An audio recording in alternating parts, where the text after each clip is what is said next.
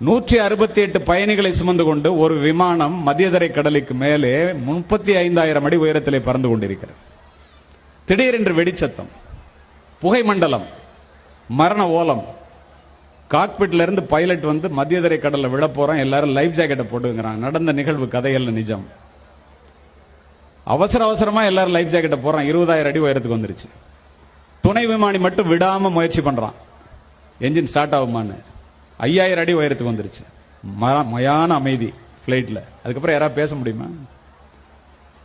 திடீர்னு துணை விமானி சொல்றான், கிரீன் லைட் எரியுதுன்னு. பைலட் காக்பிட்டுக்கு போய் 2 பேரும் ட்ரை பண்றான். தண்ணீரை தொட இருந்த விமானத்தினுடைய என்ஜின் ஆன் ஆயிடுது.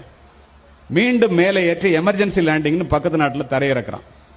168 பேர் உயிரை பிடிச்சிட்டு கையில வெளியில வரும்போது பத்திரிகைக்காரர்கள் கேட்கிறாங்க, எல்லா நாட்டுக்காரர்களும் அங்கே இருக்கின்றார்கள், இறப்பினுடைய விளிம்பை தொட்டுவிட்டு வந்திருக்கின்றீர்களே, கடைசியாக என்ன நினைத்தீர்கள்?